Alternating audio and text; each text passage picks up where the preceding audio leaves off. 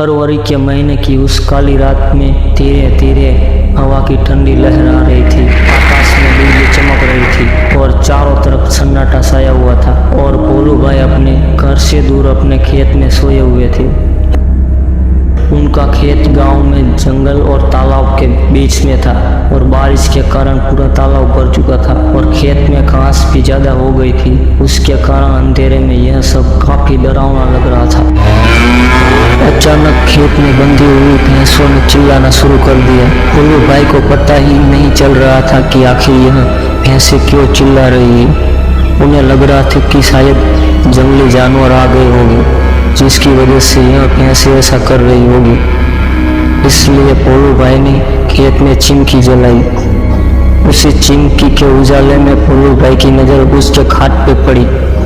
उन्होंने देखा कि एक स्त्री उनके खाट पे बैठी है। यह देखकर उसका सर डर के मारे कांपने लगा। उसी वक्त आकाश में बिजली का तेज झटका हुआ। वैसे तो भोलू भाई बहुत बहादुर थे, लेकिन आज उन्हें भी थोड़ा डर लग रहा था। उसी वक्त भाई ने आग में सूखी घास डाली और आग को ज्यादा तेज किया। उसकी वजह से वो औरत ठीक से दिखाई दे रही थी। भोलू भाई ने तापने के सामने बैठे बैठे ही बूम लगाई। कौन हो तुम? तुम्हें क्या लगता है मैं तुमसे डर गया हूँ? लेकिन सच तो यही था कि भाई अंदर से पूरी तरह से डर के मारे कांपने लगे थे। भाई का यह गुस्से वाला रूप देखकर वो स्त्री खड़ी हो गई और जोर से बोली, क्या तुम मुझसे नहीं डरते? भाई ने भी हिम्मत की और बोले, यहाँ से चली जाओ वरना लाठी मार मार के तुम्हें भगा दूंगा। लातों के भूत बातों से नहीं मानती। इतना ही बोलते भोलू भाई ने लाठी उठाई और उसी वक्त औरत ने आवाज उठाई, अब तो मुझे मेरे ही घर से बाहर निकाल दो। यहाँ पर तो मेरा बचपन गुजरा है। यहाँ मेरा ही घर है। मैं यहाँ सालों से रह रही हूँ। यह बात सुनकर भाई का डर और गुस्सा दोनों ही शांत हो गए। उन्हें लग रहा था कि मेरे सामने औरत खड़ी है, उसे मैं जानता हूँ। उसकी आवाज भी जानी पहचानी लग रही है। भाई सोचने लगे कि आखिर ये औरत है कौन।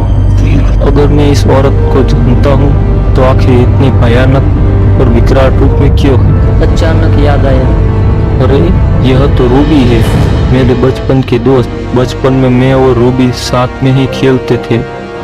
अब पोल को पूरी बात समझ में आ गई। यह रूबी के बचपन की बात है। जब रूबी 12 साल की थी तब उसके खेत में गांव के कुछ बच्चों के साथ खेल रही थी और वहां पर खेत के पास तालाब में गिर जाती है और उसे तैरना नहीं आता था। सभी दोस्त कोशिश करते हैं निकालने की, लेकिन ज़्यादा देर पानी में रहने के कारण उसकी हालत बहुत ख़राब हो जाती है। यह देखकर सारे बच्चे डर के मारे चिल्लाने लगे। बच्चों के चिल्लाने की आवाज़ सुनकर गांव वाले वहां पर पहुंचे और रूबी को उठा के अस्पताल ले गए, लेकिन तब तक काफ़ी देर हो चुकी थी, जिसके कारण रूबी की मौत हो गई थी। भोलू भाई को यह सारी बात याद आ गई और वह सीधे रूबी के पास जाके रोने लगे।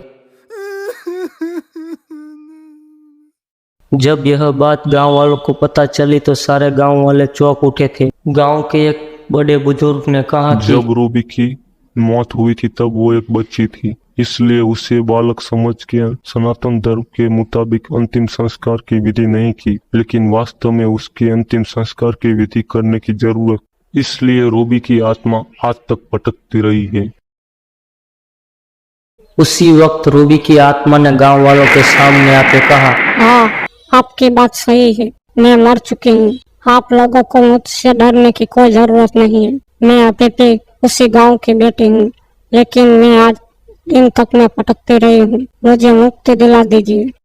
बाद में भोलू भाई ने रूबी की अंतिम संस्कार की विधि की और उसकी आत्मा को शांति दिलाई।